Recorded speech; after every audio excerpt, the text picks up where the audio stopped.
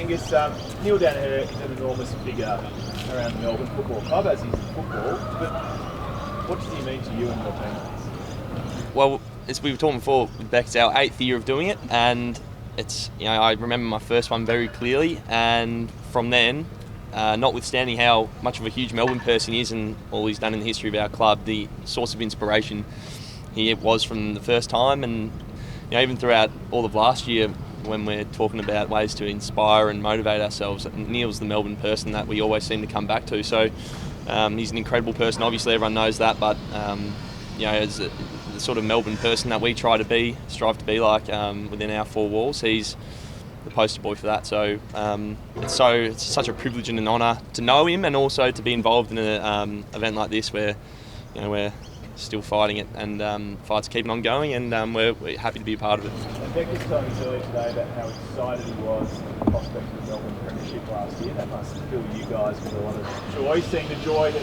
you guys bring in as well. Yeah, absolutely. I think if you want to focus specifically on Neil, he's had such a vested interest in our club, so it's obvious to see why it means so much to him. But then if you want to step back from the elephant, I guess, and look at the bigger picture, there's Melbourne fans everywhere around town who are in the same boat as him. So he gets a lot of the attention in that space, and fair enough too, because if I've coached Melbourne, and he had a bit to do with Nath Jones, and that's probably a bit hard toll on him. So to go through all those hard times and to see us succeed, I think it's real special, and that's something that we're hopeful we can do again, and he's still around for the next one. Can I ask you one about Jonesy? Would he be a good candidate to go down the slide? I reckon if you got him on his head, he'd accelerate a bit quicker. He's got no friction, no hair, decreases friction. It's science or something like that. So yeah, I'd love to see it. He's in good nick as well, Jonesy. He ran an ultra marathon the other day or something like that. So he's shed off. Yeah, you get the rig out or something special for us. So.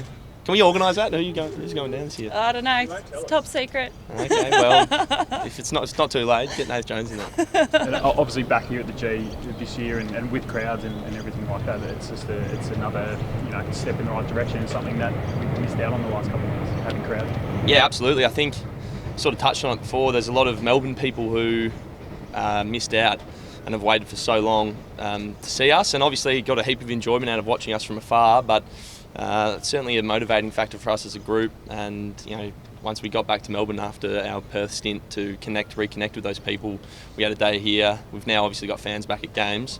That feeling of support and just joy from our fans is really powerful, and something we're tapping into, and hopefully we can feel the MCG out. We've already had a few big games and some awesome wins in front of them, so just reconnecting with them is really important.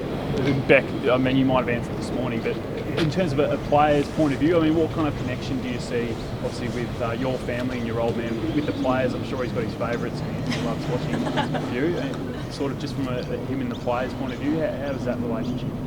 I think Dad's got such strong ties with Melbourne Football Club, and for him to be able to come down each year and talk to the players before the Big Freeze game is really important, because these guys are stepping forward on our behalf and representing Fight MND in a way, and connecting with the supporter base as well. So we've just seen such strength in the Melbourne Football Club, their supporter base, the players, everyone gets right behind it, and that's so important to Dad. The beanies you've got on, they're obviously the hottest ticket each winter. What do you think, Angus, the beanies this year, this edition? Yeah, awesome. I get it's almost an annual bunch of texts from people who I just know well enough that they feel comfortable asking me to get a beanie for them. So hot property. I think, what are they? They're in Coles Express and Bunnings, if I remember correctly. Yep. So get in there quick and snap them up. And if you're one of those annual texters, then that's where they're to go. Coming. They're coming. So get in there. My phone's blowing up already, I reckon. And obviously it'd be great, to have Neil back at the footy for this occasion, and crowds as well, and with the slide and sort of back as usual. What can we sort of have planned? Is there going to be maybe a reshuffle in terms of the way it's done, or can we expect more of a traditional sort of Big Freeze? We're so excited to see it come back to its roots. This year we will see people marching from Collingwood as well as Fed Square. We've got the Daniher's Way. It's going to be the first time that we're going to have a crowd of people, a sea of blue beanies marching out that way into the MCG, a full house. And then the sliders, I know that Dad cannot wait. I think one of his favourite things he does each year is pushes the button to let those sliders go down into a nice freezing cold ice bath. So he can't wait for that. But yeah, I think what's really important for us is, unfortunately, we've had 2 years of COVID impacted big freeze. We really want to see everyone get right behind it. It's such a good example of the support that everyone who's fighting the beast has when we see these people come down and support the cause. Beautiful. And just a couple of footy ones, if I could, Angus. This year, I mean, you seem like disposal-wise, you're probably at a career high. Does that mean you're playing the best footy, do you think, or best 8-week block to start a season? Or how have you seen your footy this year? Because from outside, it looks like you're probably playing career best footy. Yeah, so I understand that perspective. From the outside looking in, a lot of people would focus on touches, and that's fine. That's probably natural if you're just looking at the game. But the way we rate our games, the way we sort of aim to play, trademark Melbourne footy, there's no mention anywhere really about disposals. It's all about executing your role. And I think Ed Langdon's a great example. The week before he had 9 touches. This week he has 39, and both games he plays the way that we expect him to play. So it's a bit of a hard one to wrap your head around if you're not inside the club, and that's not being drilled into you every week. So for me, probably answering your question now, from the best part of my career, I've been playing roles where it's not about how many touches you get, it's about really nailing the stuff that the team really values. And it's a super different role, obviously, defence to the wing that I was playing last year, and I'm playing my role every week, and that's what's really important to me. And whatever comes after that, off the back of good defence, will come, and that's my attitude towards it. Yeah. Do you feel like your roles maybe will shift at all this year, or I mean, how do you see it sort of evolving over the years? It's already evolved. I was in the pre-season games. I was on the wing, and then we know how footy is. We had about 5 blokes just fall over with different injuries, and all of a sudden, I'm down back. So it's who knows what the future holds with all that stuff. I mean, I could be playing forward next week, and if that's the case, then I'll have the same attitude. And I think that's an attitude that's probably reflective of our whole group. Everyone's really sacrificing and trying to do what's best for the team to get wins, which is going well so far. What about your brother over in Perth, age? He's probably easily playing his career best footy. What have his success this season down to? Oh, look, I'm not surprised. I think there's probably a few things that contribute to that. Probably helps, as much as he'd love to have Nate Fyfe playing with him, that Fyfe's not playing. It gives him more of a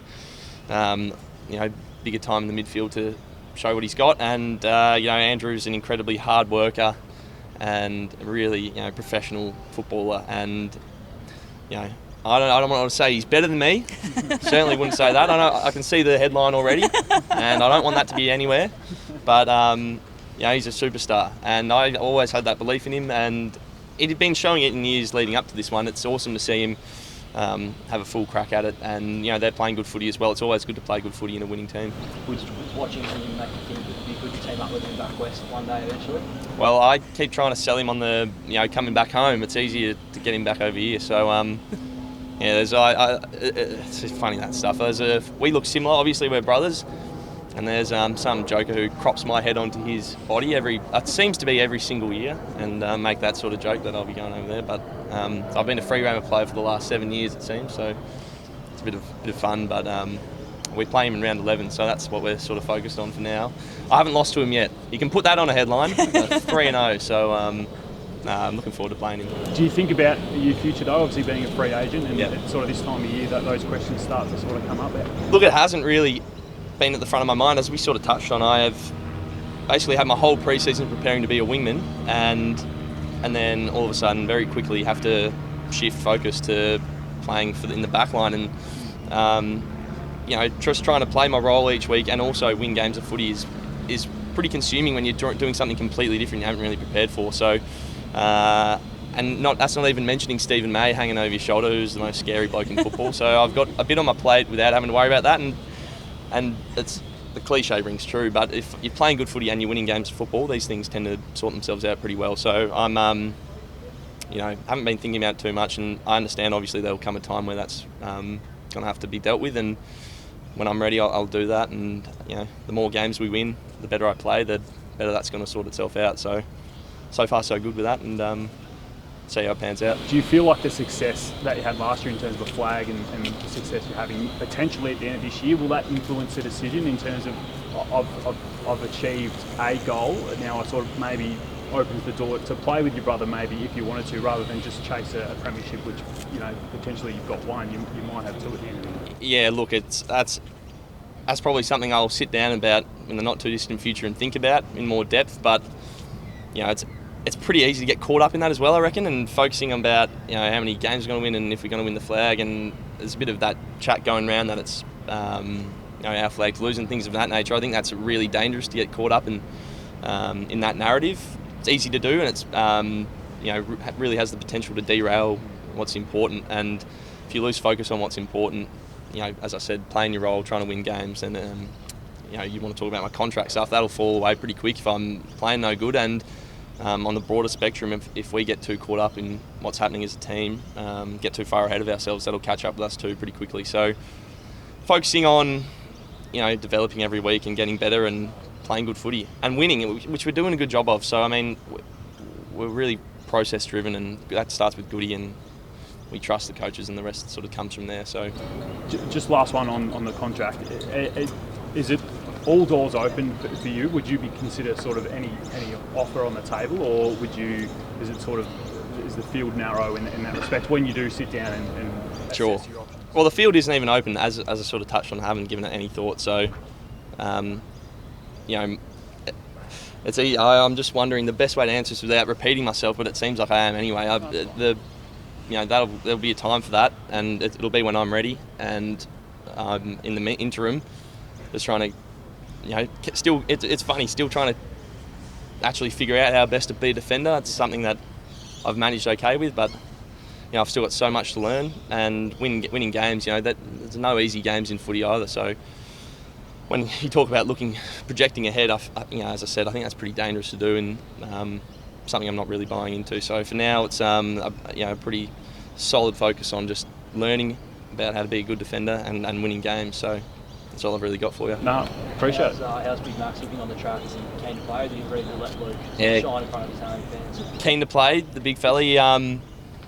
Yeah, it was funny. Not funny. I didn't really notice that he had an injury. Really, the way he was carrying himself in the second half after he had that. I can't even remember. It was just something in his knee that he did. So the way that speaks to how good he is as a leader of our club. But you know, we've got a hard. You know, the culture we're building.